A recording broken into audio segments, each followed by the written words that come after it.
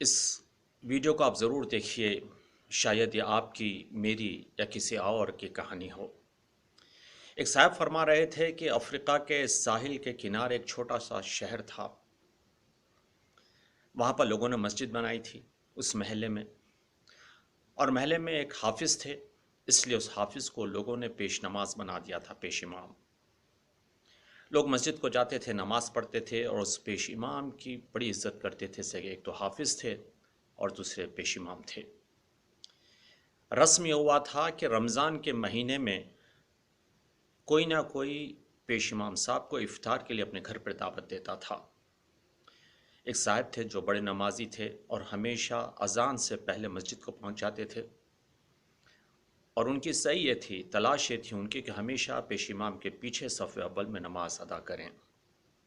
رمضان کا مہینہ آیا، ان کی باری ہوئی، اور انہوں نے پیش امام کو اپنے گھر پر دعوت دی، افطار کی، اچھے اچھے کھانے بنائے اور پیش امام کو دیے، اور جاتے وقت بھی انہوں نے پیش امام کو کھانا دیا بہت سارا، تاکہ وہ اپنے بچوں کو افطار کے لیے یا سحری کے لیے کھانے میں دیں۔ پیش امام صاحب نے ان کے لیے دعا کی اور وہ چلے گئے۔ دوسرے دن صبح میں جب یہ نمازی جس کا ذکر ہو رہا ہے، اس کی بیوی گھر کی صفائی کر رہی تھی، تو اسے ایسے لگا کہ طاقچے پر جو پیسے رکھے تھے، جو کرنسی تھی، ان کی نوٹ جو رکھے تھے وہ غائب ہیں۔ اس کی بیوی نے بہت ڈھونڈا، یہاں تلاش کیا، وہاں تلاش کیا، اسے کہیں پر وہ نوٹ نظر نہیں آئی۔ اس کی بیوی نے یہ سوچا کہ شاید اس کے شوہر نے یہ پیسے اٹھائے ہیں۔ شام میں جب شوہر آیا تو اس نے شوہر سے سوال کیا، وہ جو طاقچے پر پیسے رکھے ہوئے تھے تم نے اٹھائے؟ شوہر نے کہا میں نے نہیں اٹھائے۔ تو بہت ڈھونڈنے کے بعد اس کی بیوی نے کہا، دیکھو اس گھر میں میرے اور تمہارے سوا تو کوئی نہیں، اور ایک چھوٹا سا بچہ جھولے میں، وہ بھی تو اٹھ کر جھولے سے نکل کر پیسے نہیں اٹھا سکتا، تو بس ایک پیش امام صاحب تھے جو یہاں پر آئے تھے، اور کل ان کے آنے سے پہلے پیسے طاقچے پر رکھے ہوئے تھے، اور ان کے جانے کے بعد ہی پیسے غائب ہو گئے، تو ہو نہ ہو پیش امام صاحب نے یہ پیسے چرائے ہیں۔ اس آدمی کو یہ برا لگا کہ پیش امام کو اگر پیسے چاہیے تھے تو اس نے مانگا کیوں نہیں، چرائے کیوں اس نے، اٹھایا کیوں وہاں سے اس نے؟ تو لہٰذا دوسرے دن سے اس کے دل میں جو عزت تھی پیش امام کے لیے وہ ختم ہونے لگی۔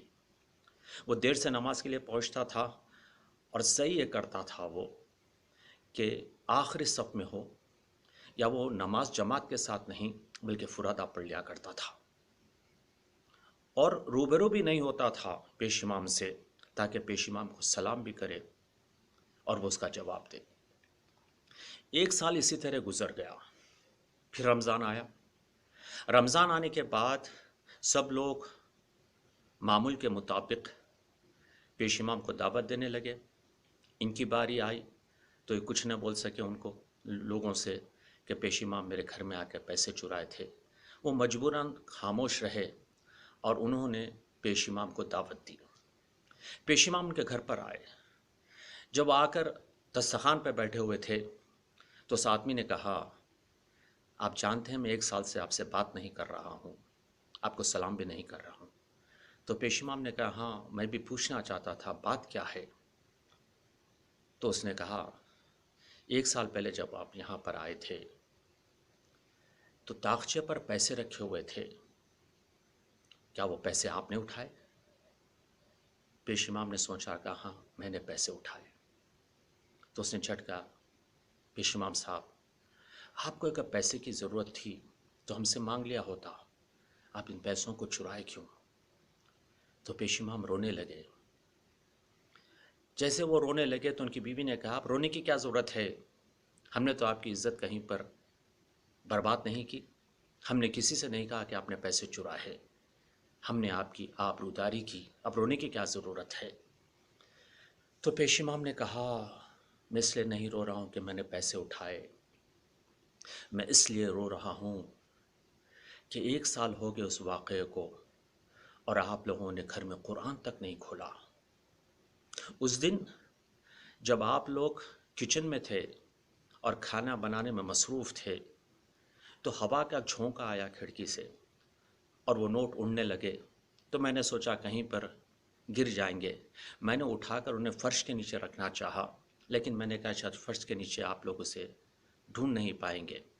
میں نے جو قرآن رکھا ہوا تھا، قرآن کھول کر اس کے بیچ میں نے وہ پیسے رکھ دیے کہ شاید آپ لوگ جب قرآن کھولیں گے کل صبح میں تو آپ کو پیسے مل جائیں گے۔ اور میں بتانا چاہ رہا تھا آپ کو، میں بھول گیا۔ افسوس یہ ہے کہ آپ لوگ کیسے مسلمان ہیں، مسجد تو آتے ہیں، نماز تو پڑھتے ہیں اور پھر افطار بھی دیتے ہیں، لیکن 1 سال ہو گیا آپ لوگوں نے گھر میں قرآن تک نہیں کھولا۔ جی ہاں، یہ کہانی شاید ہم میں سے بہت سے لوگوں کی ہے۔ کبھی کبھی جب ہمیں پتہ چلتا ہے، خبر ملتی ہے کہ کسی کافر نے قرآن کی توہین کی ہے، تو آپ دیکھتے ہیں کس طرح سے لوگ سڑک پر نکل آتے ہیں، احتجاج کرتے ہیں، نعرے لگاتے ہیں، نعرے بازی کرتے ہیں کہ بھائی قرآن کی توہین ہوئی ہے۔